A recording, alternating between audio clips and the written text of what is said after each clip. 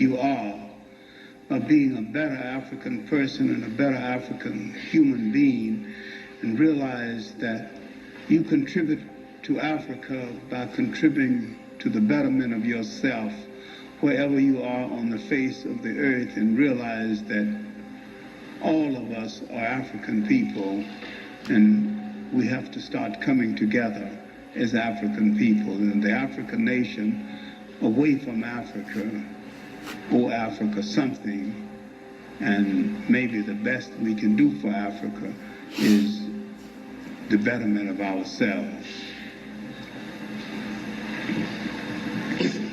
Yes, sir.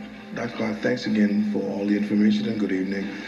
The last time we met, you referred to the Europeans' religion as Christendom as compared to Christianity. What is Christendom? Christendom is a political instrument. Christendom is the exploitation of the idea of Christianity, is the usury of Christianity as against the practice of Christianity. And this concept of the usury of Christianity, in my idea, started with the Romans in the Roman Empire that used it politically and did not practice it. I do not believe the European personality is suited for Christianity.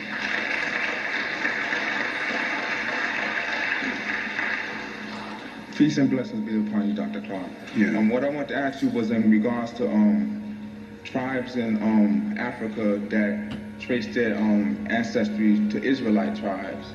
And one particular tribe called the Enedin. The what now? The Enedin, which is a artisan and blacksmith tribe under of the Torah, called the Enedin, and they claim that they are descendants of, they're Muslim now, but they claim to be descendants of our Lord King David.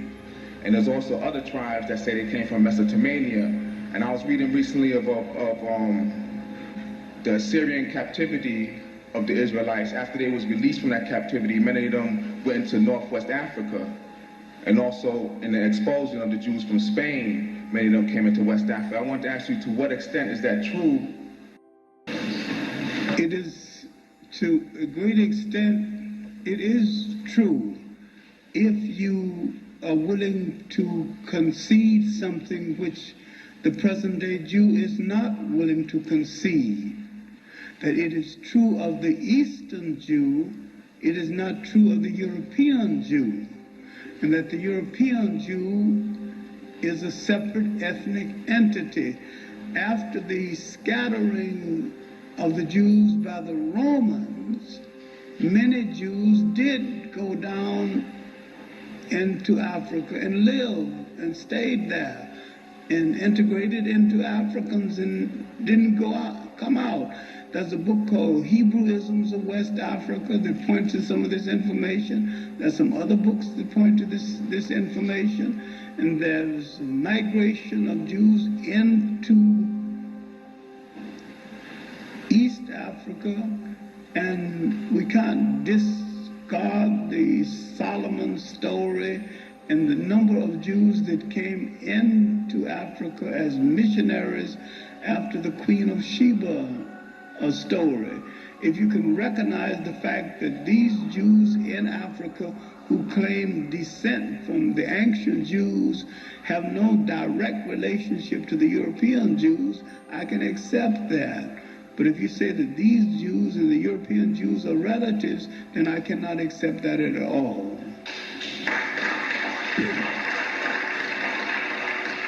But I have to accept the difference between someone who belongs to the Hebrew faith and someone who's relatives of the European Jews. My question is a theological question, and it goes back to some of what you had said about the taking of the negative confessions and their transmutation into this thing called the Ten Commandments. If black people adhere to Christianity and are trying to have a love of Jesus Christ or a love of the message of Christ, but want to break away from the false history and the historical lies of the European, could you suggest some ways for African American Christians who are sincere about their faith but want to also seek truth to study some things that will give them a further rooting in the African history of what is now Christianity versus the Europeanized version that we get through most of Western religion? What can we do to begin to study and do that? They can study some of the ancient texts and study some of the basis of the ancient texts. They can study some of the Egyptian texts. Now that we've got people who can translate some of the original texts that went into the making of the Bible, we've got people who can study those original texts as against the interpretation of the text. Study some of the original texts. Do you know how we can get a hold of some of that? Well, there's a group of people in Chicago now, J. Carruthers and Rickety Wemby. These are some of the Black American translators now who are beginning to translate some of the original Egyptian texts. Karinga's little work for Hosea is beginning to a direct translation from the old text. And I'm saying that the ancient spirituality is now coming through from our point of view. And we can study our spirituality from its original base as against European interpretations of it. We don't have to become less spiritual. In fact, we can even be more, because our spiritual base is much broader than we thought it was. Thank you. Thank you very much.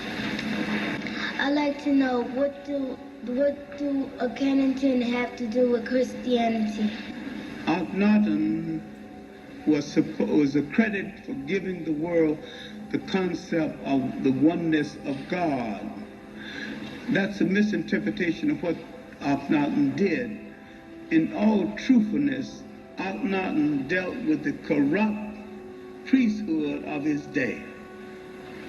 And Akhenaten told the world of that day, because the priests were corrupt, and was telling people that you can't go to different places because you no longer have any protection.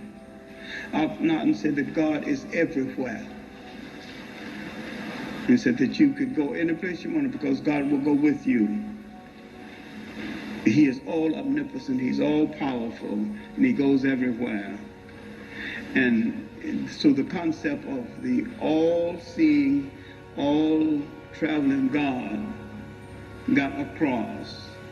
And a lot of people think he gave the world the oneness of God, but the oneness of God was there all along. He merely reminded, he brought them back. He didn't give the world the oneness of God. He merely brought them back to the oneness of God. They had forgotten the concept. He brought them back to the concept of the oneness of God and made them realize the oneness of God. And out of that oneness came the oneness that went into the making of Christianity. And he gave the world a whole concept of love of people. And he was worshipped as a God of peace. He thought so much of life he would not crush a flower. Thank you. Thank you.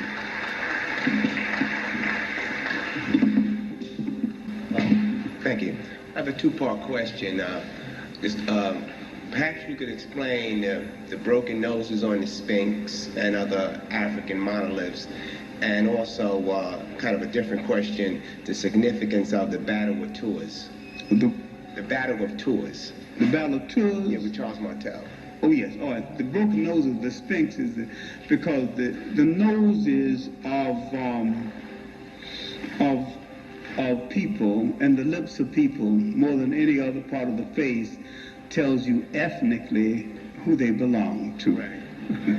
You can't debate, once you look at the nose and the lips, you can't debate Right. who he is. Yes. You know that's one of your children. Right.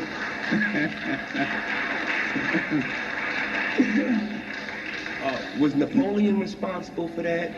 Well, he was one of those. He was one of them. And well, he had ammunition. The Arabs didn't have anything heavy enough. Oh, I see. Now, the Battle of Tours about Charlie Martel is that after the conquest of Spain, the Arabs, Berbers marched into Spain, where they met the French Cid, Charlie Martel, at Tours. Right. And the Battle of Tours wasn't much of a battle, really. When they marched to Tours, by the time they met Charlie Martel, they got news that the Grand Caliph of Islam had died. And they stopped in the middle of the battle to go back to Damascus and elect a new head of the faith. So Charlie Martel won the battle by default. Okay. The Muslims stopped fighting to go elect a new head. And when they returned, they consolidated their holding in Spain and gave up the idea of conquering France. Were they trying to conquer Europe or just France? Or? Well, they could have conquered all of Europe. All they needed was shoes. Europe wasn't strong enough to take Spain. And so the great victory of Charlie Martel really wasn't that much of a victory. Because the Muslims just changed their mind about the whole thing and just stayed on in Spain. Thank you. Good evening, Dr. Clarke. Thank you. Thank you for the lecture. In regard to Sonny Ali's successor, Muhammad Askia, you mentioned something about the meaning of his name actually literally meaning throne taker or usurper.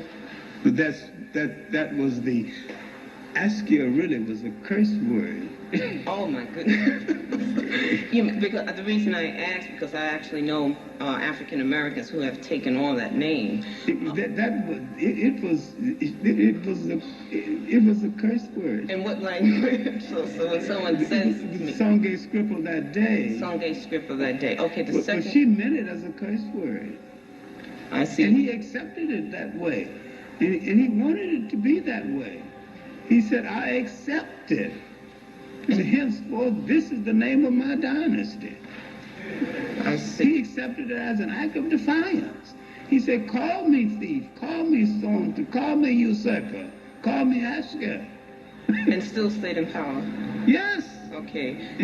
Second question: was it under his reign that this mayor of Timbuktu stayed in office for 50 years? He was already in office when he came. I see. He was in office under Sonny Ali then. Yeah, he was on the office under Sonny. It was under his reign that he begged for relief. Okay, could you just repeat his name again? He was Muhammad Nordi of Timbuktu Koi. Muhammad Nordi. Muhammad Nordi. Okay, thank you. Referred to as Timbuktu Koi. Thank you.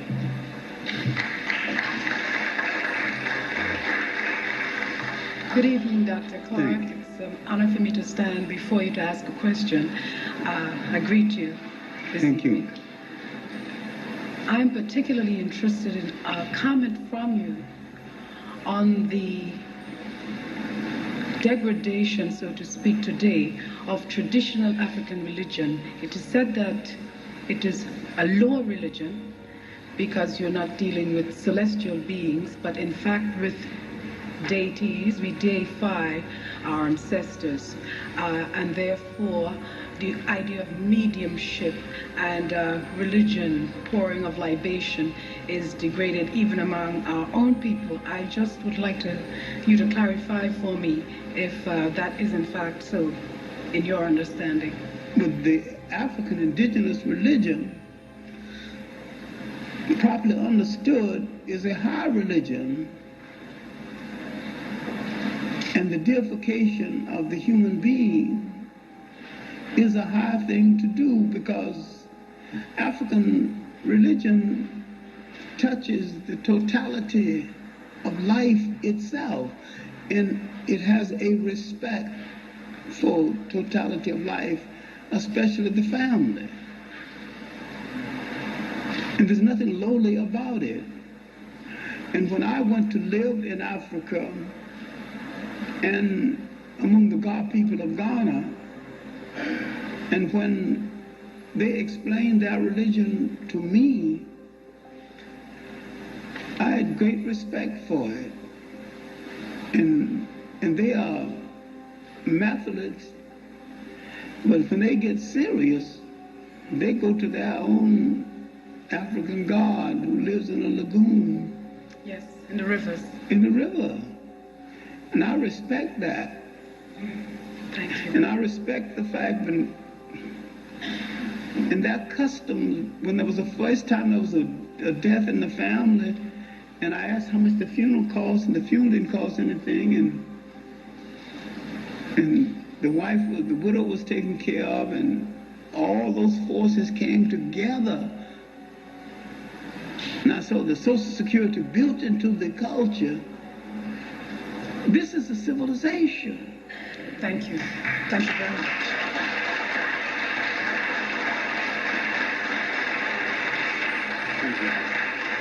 My question is about spirituality and the universal force you spoke about. Yeah, spirituality versus formal religion. Well, actually, I feel as if, we have somewhat parted from spirituality, and we no longer know what it is. But you see, they knew, they didn't call it anything. They didn't departmentalize it, and they didn't build any churches around it. And God was everywhere, and if you wanted to contact God, you contacted the wind, because God was in the wind. Well, can you briefly describe how one can regain consciousness of the spirit? No, it was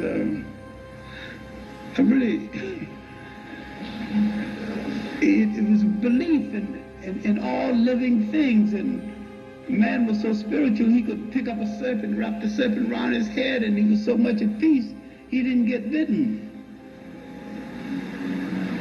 I don't know how he got it. If I knew how he got it, I would know how he can regain it. What hope can we have? I don't think we are hopeless, but then we're living in a society where we might, in this kind of society, structurally, I don't know whether it is obtainable in this kind of society. I think it is obtainable to a degree, but in this kind of society, that spiritual perfection that we had in this other society may not be possible. It is in knowing the facts and our history that perhaps... It ended when we were threatened. We were threatened first from the east. And when we drove away that threat, we had 1,000 years of peace. And the threat came again. And that threat destroyed our peace, then weakened us until the threat came from Europe. And we never knew peace again to this day. Thank you.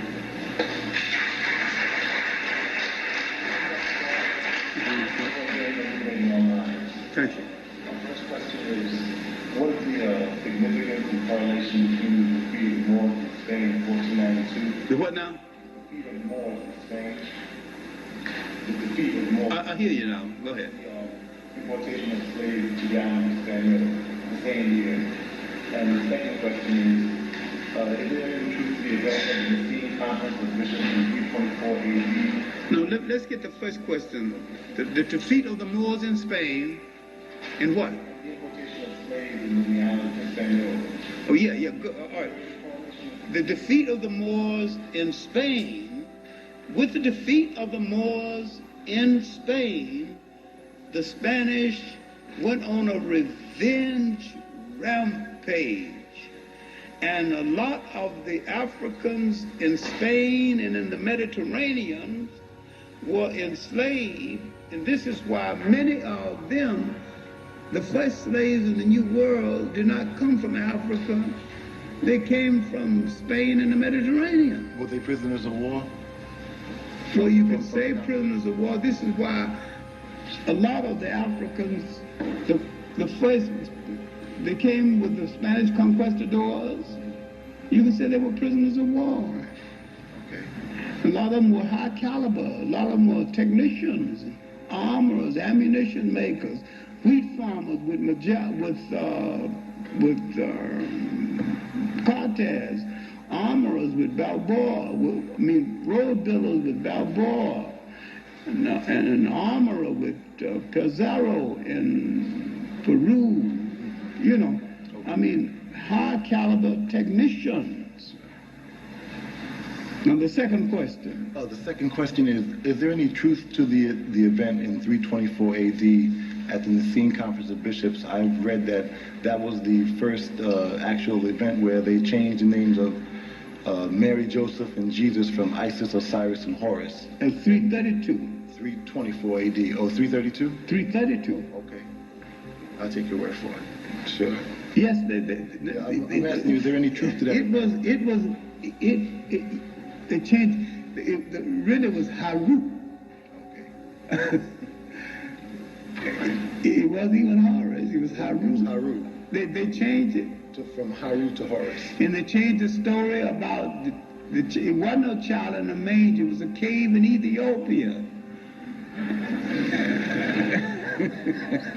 Okay. So they whitened up the Christ story. So that was the first whitewash. Yeah. Okay. Thank you very much. And they Europeanized it.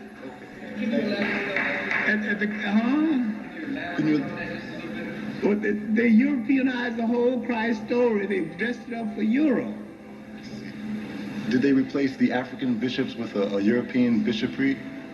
Oh yes, then this is why the African writer of the church, St. Augustine, said that when he read the story of the councils, he laughed.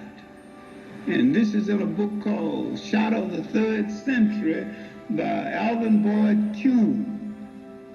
There's another book by Alvin Boyd Kuhn who's well worth reading. This is a white man who couldn't even get Weinstein published his book. Shadow of the Third Century. And another book he written called Who is This King of Glory? One of the clearest books ever written about the Christ story. I'll have to get that one. Thank you very much.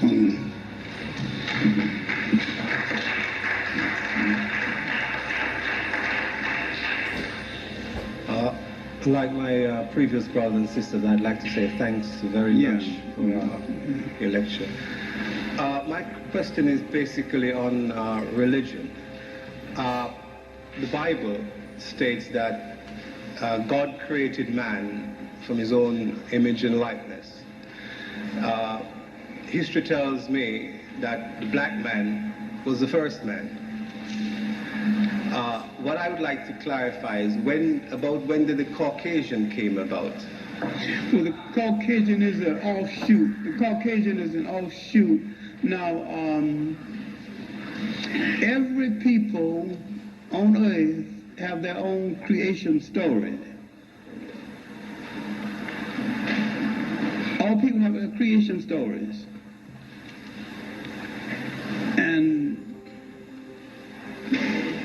But it is a fact that the black man is the first man.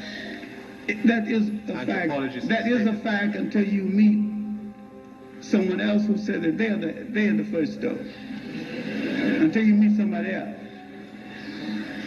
But it's a fact that he is, by all knowledge that we know, archaeologically and otherwise. Now the Adam and Eve story is Jewish folklore. Yes, so I'm just trying to deduce that if... It's interesting.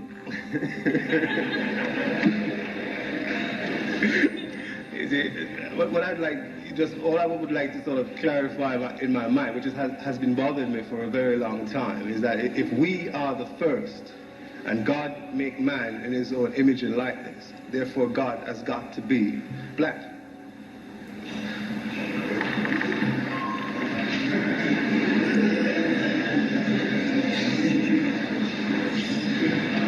I don't know whether we want to deal with logic or anthropology or not.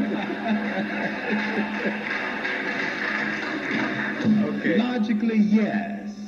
Thank you, sir. If we want to deal with logic, the answer is yes. Thank you.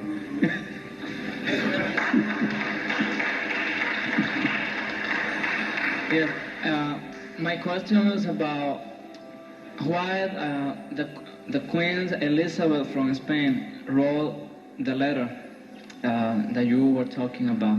Because someone had propositioned Elizabeth earlier about the slave trade, and she had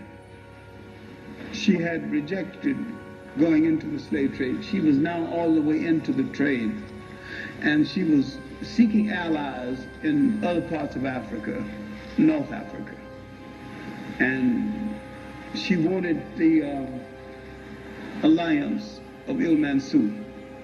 The rumor is that when she died, there was a picture, a painting of Il-Mansur in her bedroom.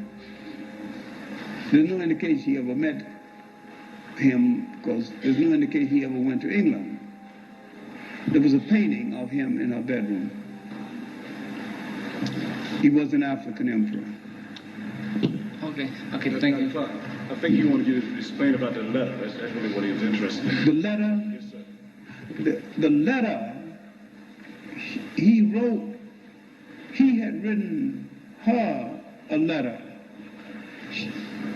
She had written him a letter. Then he had answered a letter apologizing for not answering her previous letter. And in his letter, he said he had been busy planning the destruction, planning the invasion of Sangay.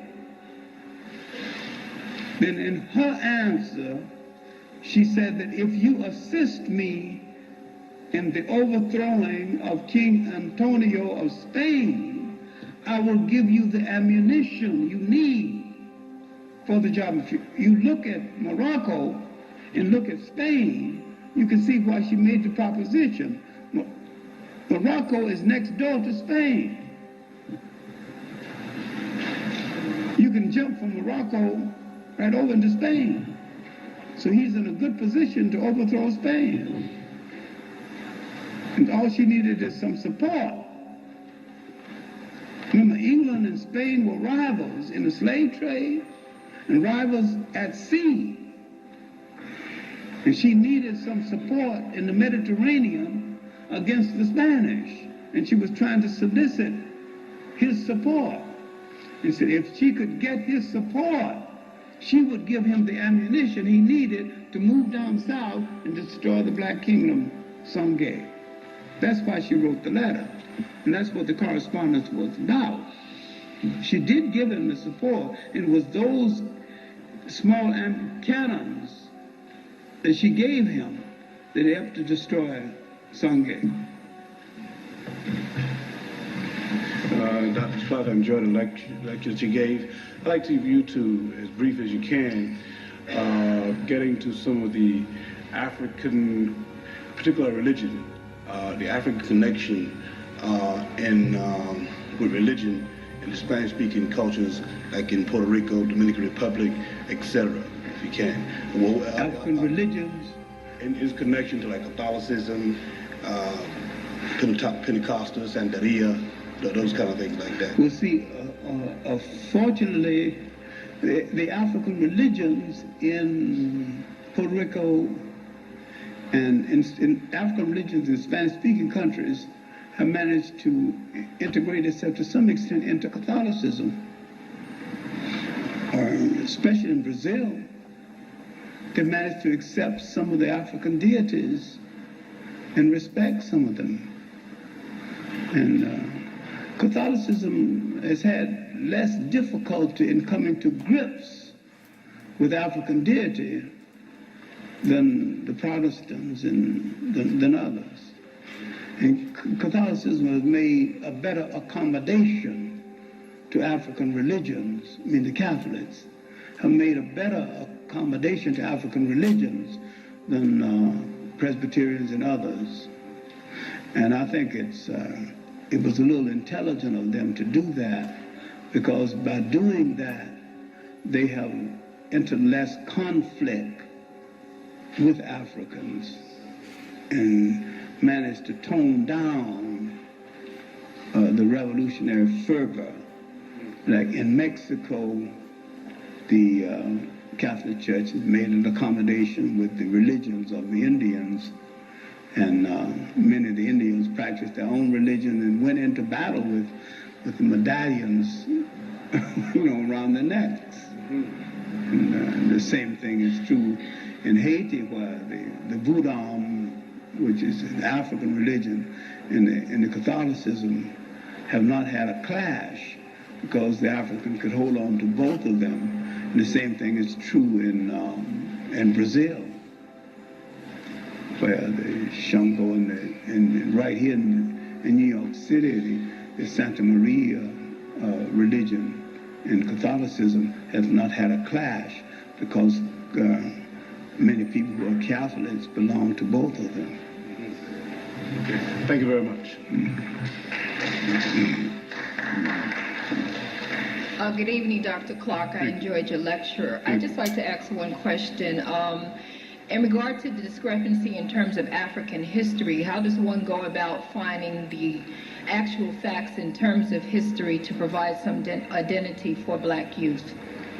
Well, you have to take a simple approach, read some of the basic things first, then digest it for yourself, and then simplify it for them. With my own children, I try to approach it through legends and folklore, and tell them the story of the Golden Stool, the story of Timbuktu, and the story of African heroes, the story of heroic women and kings, and then you get into straight history. But I entice them with the heroic aspects first, Is there one particular book that you can find with that information in it? Unfortunately, no. Basic things first, then digest it for yourself, and then simplify it for them. With my own children, I try to approach it through legends and folklore, and tell them the story of the Golden Stool, the story of Timbuktu, and the story of African heroes, the story of heroic women and kings, and then you get into straight history. But I entice them with the heroic aspects first, Is there one particular book that you can find with that information in it? Unfortunately, no. I think John Jackson's work is pretty good, but it gets a little stiff at times.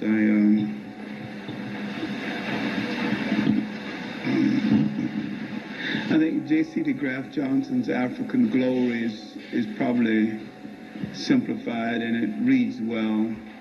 It's out again. It's in paperback. It's at the Liberation Bookstore, and I've done a new introduction to the book.